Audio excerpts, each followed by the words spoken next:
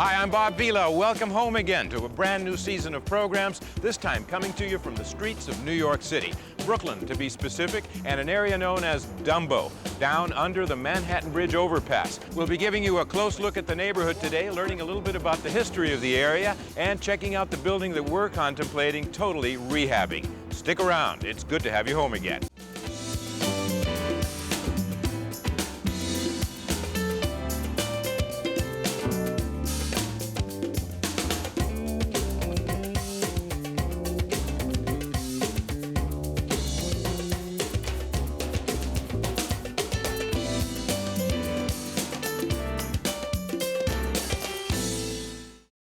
Welcome to New York, the Big Apple, our location for our latest construction project. When most people think New York City, they think Manhattan, which of course is one of 5 boroughs: Staten Island, Brooklyn, Queens, and the Bronx. And we're in Brooklyn. That is the Brooklyn Bridge just behind me. Let me give you a quick capsule history of Brooklyn, going back to the 1600s, when you had a lot of Dutch settlers from Lower Manhattan rowing over here to trade with the Delaware Indian tribes that lived in this region. Eventually, they bought land from the Indians and created a settlement which they named Brooklyn. In the 1700s, wharves and docks were built around here, and by the 1900s, with the invention of the steamboat by Mr. Fulton, you had a lot of commerce in this area. In fact, you had the construction of amazing wharf buildings and factories around here, many of which survive. Some of the businesses that were taking place here involved the manufacturing of paints, the making of cardboard boxes, tin cans, soaps, and of course lots of products from all over the world which were being brought here, like coffee, for example. The nickname of the Walled City was given to Brooklyn because of the construction of all these big brick buildings. But it was primarily in the 1880s, when they decided to build the Brooklyn Bridge, that things really changed. That bridge dates to 1883. Think of it, horsepower really meant a horse, and what we had were trolleys being pulled by horses, pedestrians, and even a few bicyclists coming back and forth. And we saw commerce really thrive in this part of greater New York. It wasn't until really the mid-20th century, after World War II, that much of this commerce declined, and which created really a large inventory of empty warehouse buildings, factory buildings, which were ripe for conversion to housing.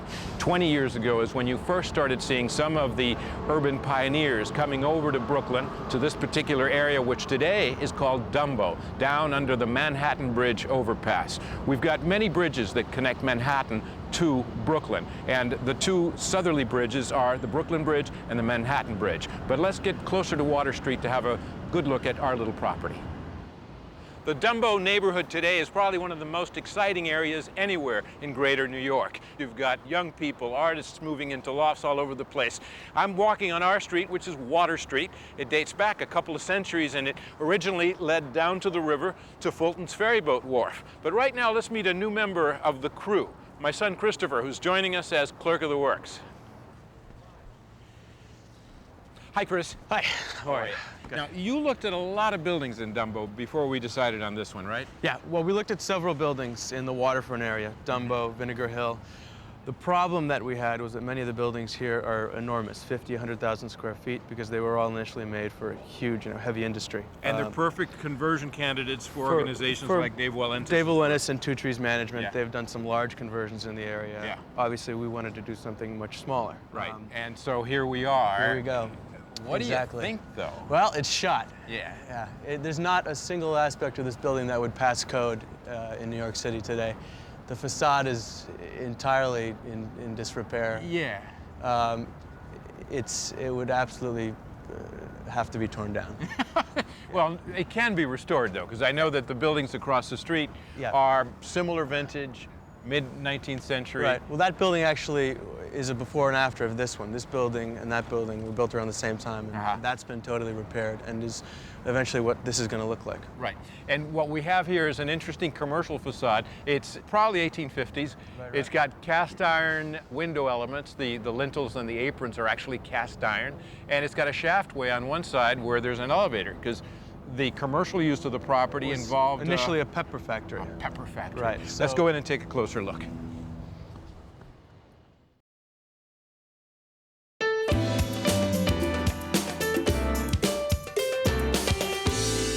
Wow, Chris, this is gorgeous. This is practically in move-in condition. Well, just kidding. You wouldn't have recognized it like this 3 weeks ago.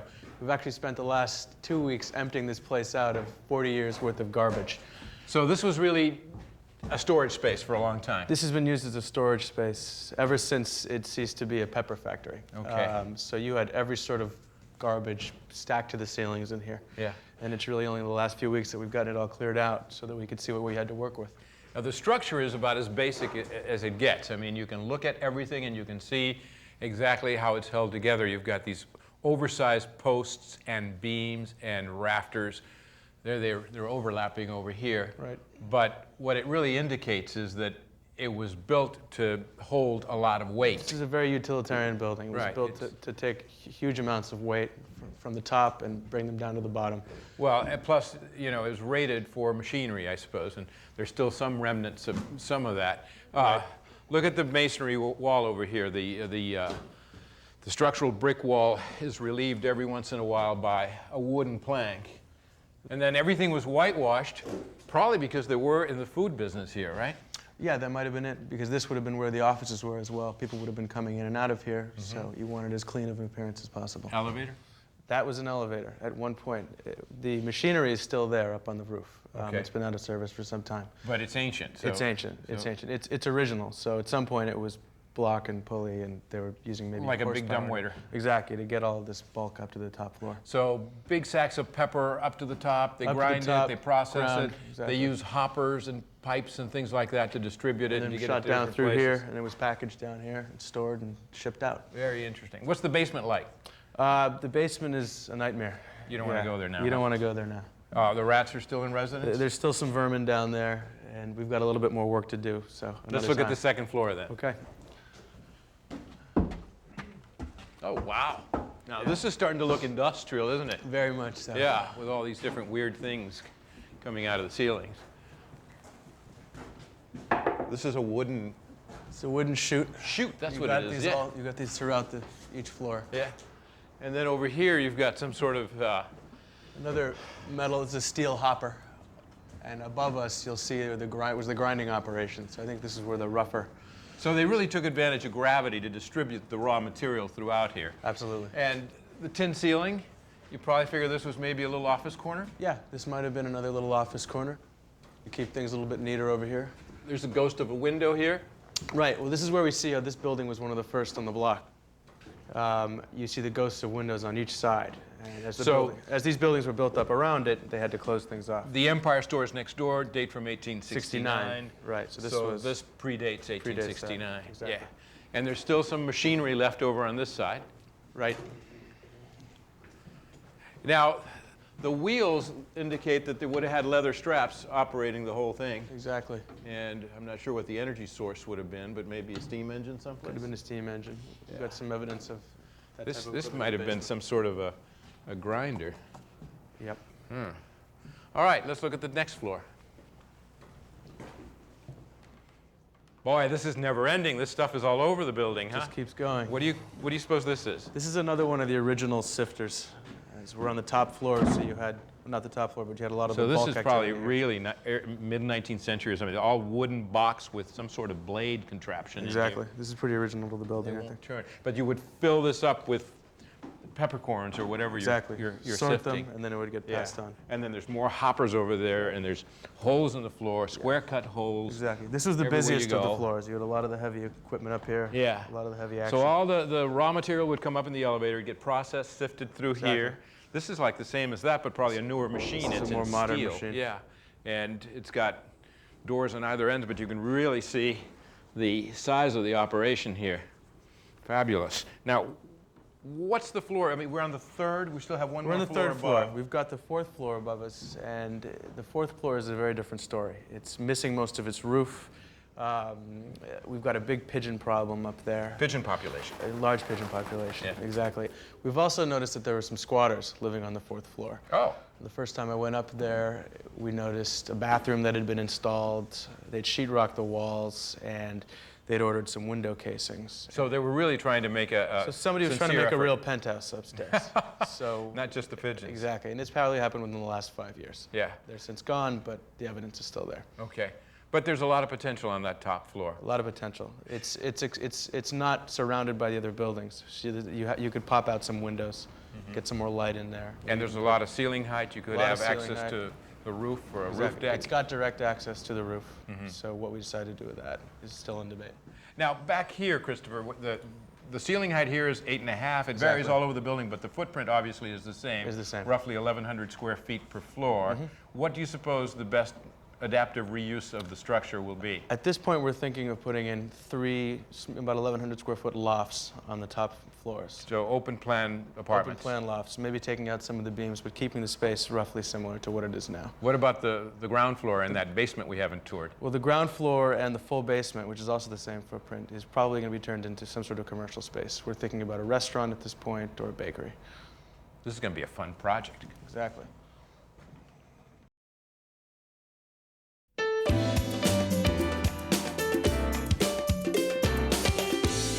So, Chris, we're going to have 3 apartments in this building and 3 different teams of young architects working, one for each floor. So Andy and Jared are here. Why don't you review with them their plans for this floor? I'm going to look for Jack Beyer, who's going to be, his firm is doing the facade work, okay? Okay. Hi, Jared. How you doing? How you doing? Hey, Andy. Hey, Chris, how are you? So this is your first real look around the building. What do you think? Yeah, it's really great to be here and see it for the first time when we can actually look around. Last time we were here, it was just full of junk. Covered in junk, right? Amazing. So the developer has said that he wants to do 2 bedrooms. What kind of problems do you think we're going to run into here? Well, the first thing is really to solve the circulation problem. Where do we locate the stair?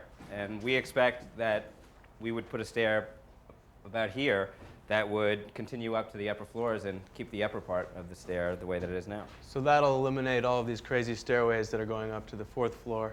It ends up being a box here, and you lose some space, but if you come over to the elevator shaft, this object here, so this whole space, what are we doing with this? we're going to reclaim this because we don't need it anymore. So what that does is we get about 70 square feet back in the apartment. Okay. The other thing that it gets is it gets us a 3rd window So we're in the front. knocking out all these walls completely. Everything's going. This thing is going, and we're going to get a 3rd window in the facade, which will bring light into this area. And we begin to separate the apartment into 3 zones. One is this sort of living zone, which has the most light. The second is this utility zone, which has in it the kitchen, the bathroom, and the stair, and all the utilities for the apartment. And of course, the 3rd zone, which requires the most privacy, would be the bedroom zone, which would have both acoustical and visual privacy. And the least light in the back. So and the this least is the best light in the back, place to do this. correct. How exactly do you think you can design all of these zones? I mean, what are Well, your thoughts? we have 2 strategies. Right now, one strategy is to compress as much of that service stuff into the center of the apartment around the stair core. Okay. So what we would have is bathroom and kitchen right in the center space, leaving the front of the apartment and the back of the apartment open. We'll see the brick walls exposed. We want to keep as much of the natural old character of the building intact. The second strategy is to build a cabinet, some millwork, which would run the length of the apartment. And this would be done off-site, or? That would be done off-site. It would be just brought in and installed as a piece of millwork.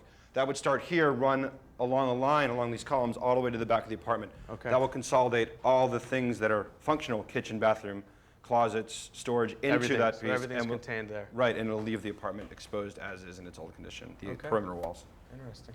Well, what do you think about the overall finish when it's done? Have you given that any thought? Yeah, we'd like to do something contemporary that would really contrast with the existing conditions. I think we're imagining that the existing conditions remain intact as much as possible, and that whatever we do is distinctly different and contemporary.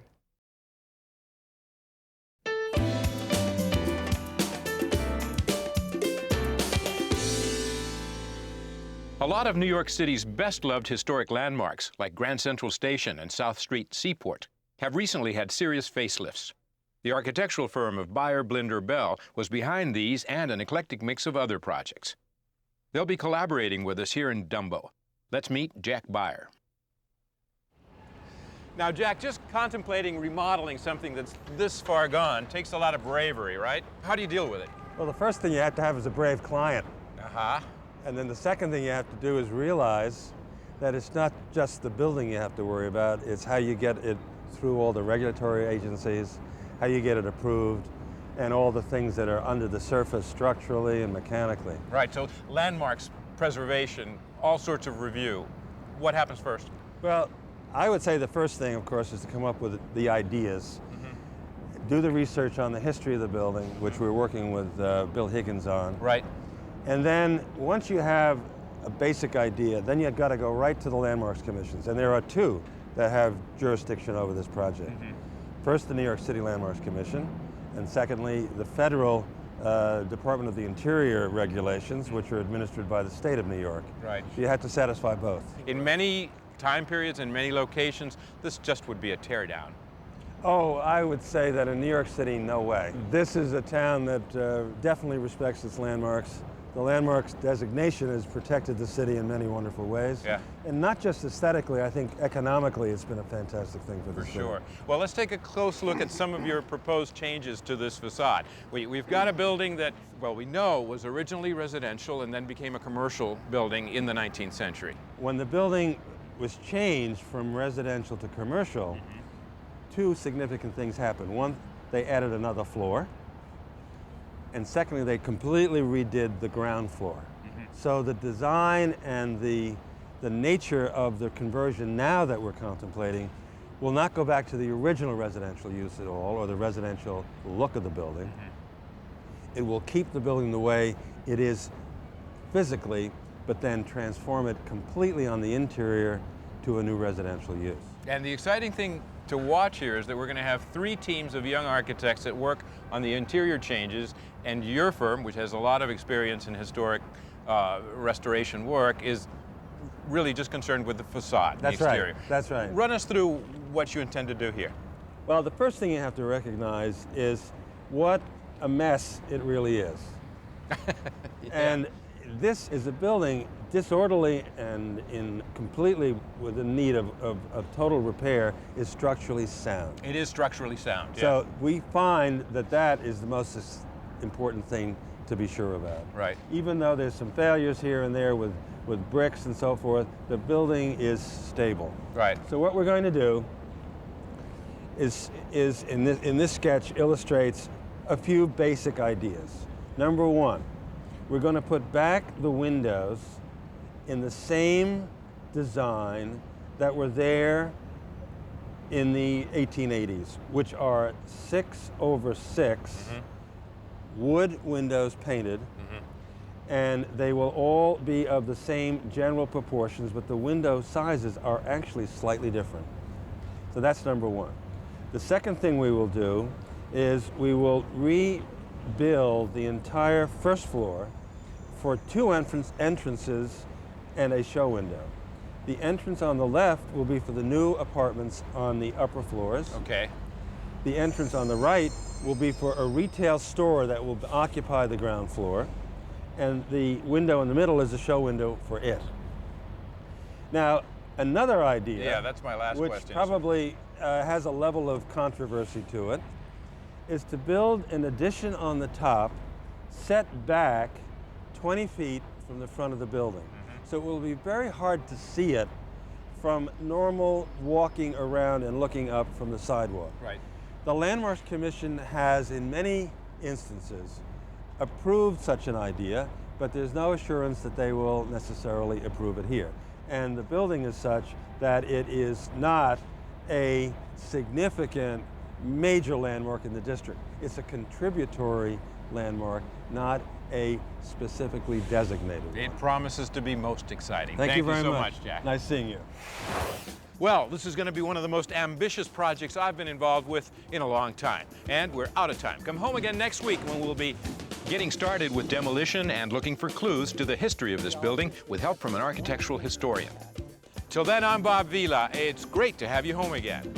Visit bobvila.com for everything you need to get the job done right. You'll find Home Again highlights, interactive tools for planning your next project, and helpful how-to articles for every room in your home. bobvila.com, the ultimate home site.